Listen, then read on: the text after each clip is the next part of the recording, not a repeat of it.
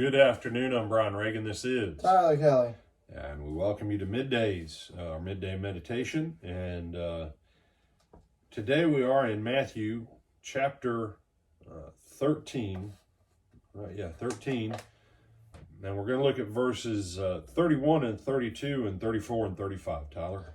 He put before them another parable. The kingdom of heaven is like a mustard seed that someone took and sowed in his field.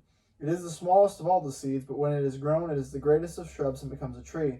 So the birds of the air come and make nests in its branches. Jesus told the crowds all these things in parables. Without a parable, he told them nothing. This was to fulfill what had been spoken through the prophet. I will open my mouth and to speak in parables. I will proclaim what has been hidden from the foundation of the world. All right. So as you're looking at this, one of the things is you go back and you look at the previous parables. When Jesus says, a sower went forth to sow. Okay, so there's sowing. And then we look at the parable of the weeds and the wheat. Okay, and Jesus in verse 24 says, the kingdom of heaven may be compared to someone who sowed good seed. And then verse 31, the kingdom of heaven is like a mustard seed that someone took and sowed, or took and planted.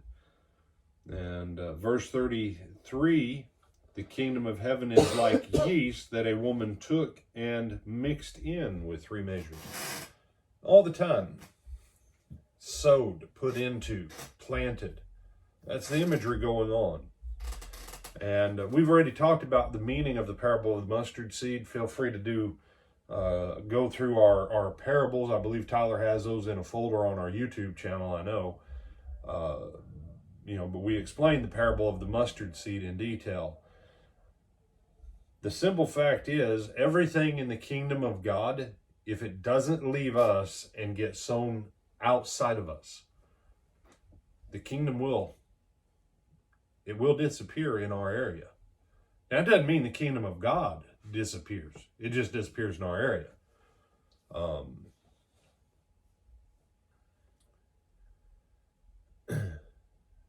How good's your memory, Tyler? Decent.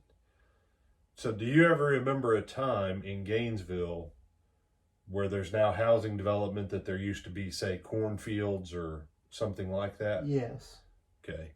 Plenty. Now, if I were the dictator of the world, I would make one very simple policy. No arable farmland can be used for residential construction.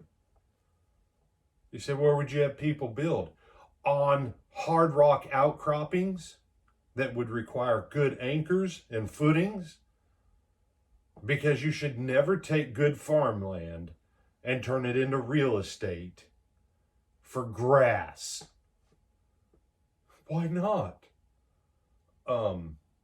People got to eat. How much usable farmland is now usable, Tyler, now that housing developments and paved roads have been put on it? It's not. It's not.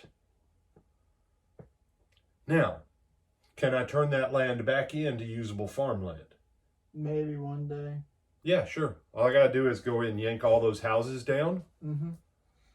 Yank all of the plumbing and electrical and the asphalt out, and then fertilize it, plow it back under, and now I've got farmland again that can produce a harvest.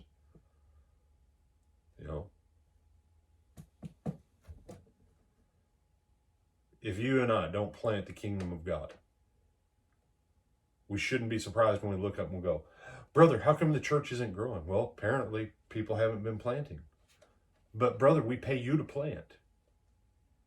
Yeah, but I can't plant everywhere that everyone else can.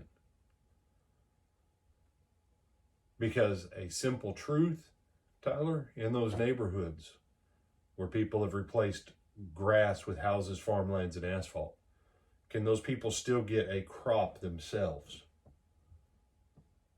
It's all right, you can say yes. Yeah. It's not a trick question. They can plant a garden and still get a harvest. And so the overall demand, you say, no, you can still get something. But if no one is planting, if no one is sowing in those neighborhoods where it used to be a wide open field, you don't get anything. And Jesus' point here about parables, most people miss the point of parables. They just do. They just do.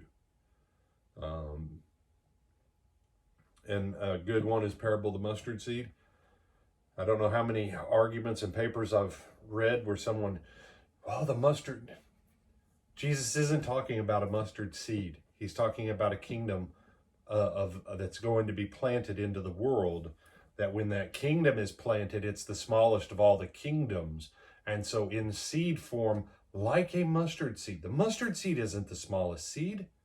The kingdom of heaven that Jesus is sowing is the smallest kingdom on earth at the time. He's just comparing it to a mustard seed that you can plant.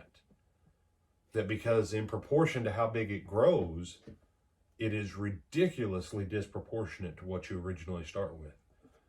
But the number of guys that I've read and the number of sermons I've heard about, well, the seed, the mustard seed.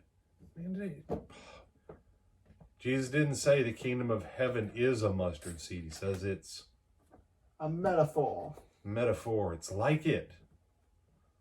Technically, I guess I'd make it a simile. Yeah. You know, technically it's a simile. That's his point, though.